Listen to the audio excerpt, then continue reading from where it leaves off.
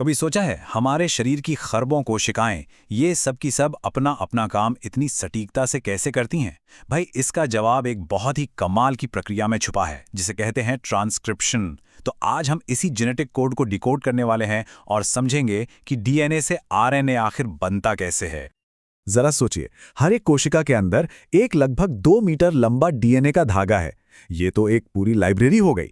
तो सवाल ये उठता है कि इतनी नन्ही सी कोशिका इस विशाल लाइब्रेरी में से सही जीन, मतलब सही निर्देश वाली किताब आखिर ढूंढती कैसे है। चलिए आज इसी रहस्य से पर्दा उठाते हैं।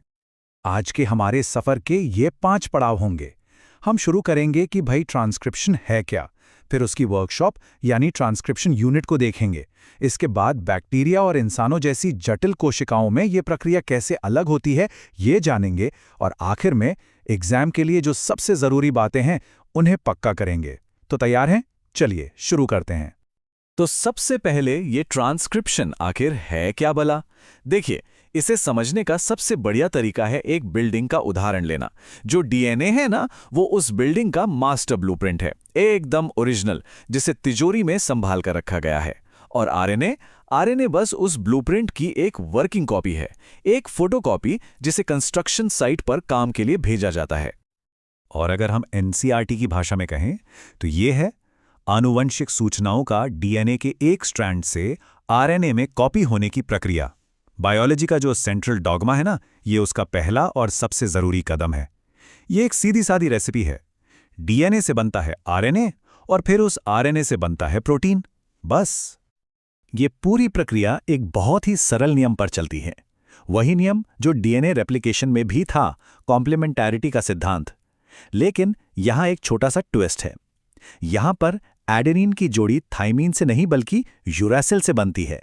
हाँ, ग्वानानिन और साइटोसिन की दोस्ती वैसी की वैसी ही पक्की है। और यही पक्की जोड़ियां ये तय करती हैं कि जानकारी की कॉपी एकदम परफेक्ट बने, जरा सी भी गलती ना हो। अच्छा एक मिनट, एक सवाल मन में आता है, अगर डीएनए के 2 स्ट्रैंड्स हैं तो कोशिका सिर्फ एक की ही कॉपी क्यों बनाती है? ये तो काम बचाने वाली बात लगती है ना। लेकिन नहीं, हमारी कोशिकाएं बहुत स्मार्ट हैं और ऐसा करने के पीछे 2 बहुत ही जबरदस्त कारण हैं। पहला कारण तो है कंफ्यूजन से बचना। सोचिए, अगर दोनों स्ट्रैंड कॉपी हो गए तो एक ही जीन से 2 तरह के अलग अलग प्रोटीन बन जाएंगे। ये तो ऐसा हुआ जैसे एक ही रेसिपी से 2 अलग अलग सब्जियां बन गईं। और दूसरा कारण, अगर 2 आरएनए स्ट्रैंड बनते तो वो आपस में ही चिपक कर डबल स्ट्रैंडेड आरएनए बना लेते। और ये डबल स्ट्रैंडेड आरएनए प्रोटीन बनाने वाली मशीनरी के किसी काम का नहीं, वो उसे पढ़ ही नहीं पाती। तो कोशिका बड़ी चालाकी से सिर्फ एक ही स्ट्रैंड इस्तेमाल करती है। तो अब हम ये जान गए हैं कि ये क्यों और कैसे होता है। अब सवाल यह है कि ये डीएनए पर ठीक किस जगह पर होता है। तो देखिए, उस खास जगह को कहते हैं ट्रांसक्रिप्शन यूनिट। आप इसे इस प्रक्रिया का ऑफिशियल वर्कस्टेशन भी कह सकते हैं। इस वर्कस्टेशन के मोटे मोटे 3 हिस्से हैं। इसे एक ट्रेन के सफर की तरह समझिए। प्रमोटर हो गया हमारा स्टार्टिंग स्टेशन, जहां आरएनए पॉलीमरेज नाम का एंजाइम आकर जुड़ता है। स्ट्रक्चरल जीन है वो लंबा रास्ता जिस पर ट्रेन चलती है, यानी वो हिस्सा जिसकी जानकारी कॉपी होनी है। और टर्मिनेटर है हमारा आखिरी स्टेशन, जहां यह सफर खत्म हो जाता है। स्टार्ट, मेन रास्ता और स्टॉप। अब यहां एक और मजेदार पहेली है, टेम्पलेट और कोडिंग स्ट्रैंड। डीएनए का जो स्ट्रैंड 3 प्राइम से 5 प्राइम दिशा में होता है उसे कहते हैं टेम्पलेट स्ट्रैंड। एंजाइम असल में इसी को पढ़ता है। और जो दूसरा 5 प्राइम से 3 प्राइम वाला है उसे कहते हैं कोडिंग स्ट्रैंड। सबसे दिलचस्प बात यह है कि इसकी कॉपी होती ही नहीं, पर जो नया आरएनए बनता है वो बिल्कुल इसी कोडिंग स्ट्रैंड जैसा दिखता है।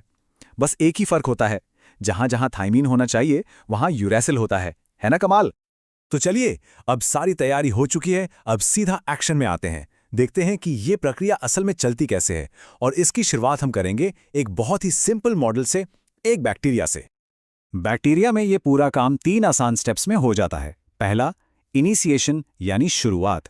इसमें आरएनए पॉलीमरेज अपने एक हेल्पर सिग्मा फैक्टर के साथ प्रमोटर यानी स्टार्टिंग स्टेशन पर चिपक जाता है। दूसरा, एलोंगेशन मतलब काम का विस्तार। यहां एंजाइम डीएनए की पटरी पर आगे बढ़ता जाता है और आरएनए की चेन बनाता जाता है। और तीसरा, टर्मिनेशन यानी काम खत्म। यहां एक दूसरा हेल्पर रो फैक्टर आकर बताता है कि भाई टर्मिनेटर स्टेशन आ गया है, अब रुक जाओ, और नया आरएनए रिलीज हो जाता है। बैक्टीरिया के पास ना एक सुपर पावर होती है। क्योंकि उनकी कोशिका में कोई अलग से न्यूक्लियस नहीं होता, तो सब कुछ एक ही जगह पर होता है। इसका फायदा यह है कि वो एक ही समय पर एक ही जगह पर दो काम कर सकते हैं। एक तरफ आरएनए बन रहा होता है और उसी बनते हुए आरएनए से दूसरी तरफ प्रोटीन बनना भी शुरू हो जाता है। इसे कहते हैं कपल्ड ट्रांसक्रिप्शन ट्रांसलेशन, मतलब कमाल की एफिशिएंसी। चलिए, अब बैक्टीरिया की सीधी साधी दुनिया से बाहर निकलते हैं और चलते हैं हम जैसे जटिल जीवों यानी यूकैरियोट्स की दुनिया में।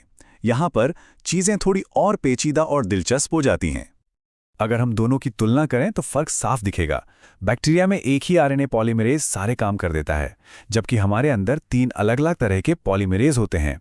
हमारी कोशिकाओं में ये काम एक खास कमरे यानी न्यूक्लियस के अंदर होता है। और सबसे बड़ा फर्क पता है क्या है? हमारे यहाँ जो आरएनए बनता है ना, उसे काम पर भेजने से पहले थोड़ी बहुत एडिटिंग और फिनिशिंग की जरूरत पड़ती है। यूकैरियोट्स में ट्रांसक्रिप्शन से जो पहला आरएनए बनता है वो बिल्कुल एक फिल्म के रफ कट जैसा होता है। इसे एचएनआरएनए कहते हैं। इसमें कुछ काम के हिस्से होते हैं जिन्हें एक्सॉन कहते हैं, और बहुत सारे फालतू नॉन कोडिंग हिस्से भी होते हैं जिन्हें इंट्रॉन कहते हैं। तो अब फाइनल फिल्म यानी एमआरएनए बनाने के लिए इन फालतू इंट्रॉन्स को काटकर निकालना पड़ता है। तो ये एडिटिंग होती है 3 स्टेप्स में। सबसे पहला है स्प्लाइसिंग। इसमें इंट्रॉन्स को कैंची से काटकर हटा दिया जाता है और सारे काम के एक्सॉन्स को एक साथ जोड़ दिया जाता है। दूसरा है कैपिंग। इसमें आरएनए के 5 प्राइम सिरे पर एक खास तरह का हेलमेट पहना दिया जाता है ताकि वो सुरक्षित रहे। और तीसरा है टेलिंग। इसमें 3 प्राइम सिरे पर एक लंबी सी पूंछ लगा दी जाती है जो उसे स्थायित्व देती है। इस पूरी एडिटिंग के बाद ही हमारा एमआरएनए न्यूक्लियस से बाहर जाने के लिए तैयार होता है। तो भाई, इस पूरी कहानी से एग्जाम के लिए क्या क्या जरूरी बातें याद रखनी है? चलिए फटाफट से सबसे जरूरी पॉइंट्स पर एक नजर डाल लेते हैं। ये 5 बातें गांठ बांध लीजिए। पहला, ट्रांसक्रिप्शन मतलब डीएनए से आरएनए की कॉपी बनाना। दूसरा, ट्रांसक्रिप्शन यूनिट के 3 हिस्से, प्रमोटर, स्ट्रक्चरल जीन, टर्मिनेटर। तीसरा, कॉपी हमेशा 3 प्राइम से 5 प्राइम वाले टेम्पलेट स्ट्रैंड की होती है। चौथा, प्रक्रिया के 3 स्टेप्स, इनिशिएशन, एलोंगेशन, टर्मिनेशन। और पांचवा, यूकैरियोट्स में आरएनए की एडिटिंग होती है, स्प्लाइसिंग, कैपिंग और टेलिंग। ये 5 पॉइंट एग्जाम के लिए किसी ब्रह्मास्त्र से कम नहीं। और अब जाते जाते एक सवाल दिमाग में छोड़ जाता हूं। अगर ये इंट्रॉन्स इतने ही फालतू हैं और इन्हें आखिर में काटकर फेंकना ही होता है, तो फिर हमारी कोशिकाएं इन्हें बनाने में इतनी मेहनत और एनर्जी बर्बाद करती ही क्यों हैं? क्या ये कुदरत की कोई भूल है या इसके पीछे कोई बहुत गहरा राज छिपा है? इसका जवाब कहीं ना कहीं इवोल्यूशन यानी विकास की कहानी में है। सोचिएगा जरूर।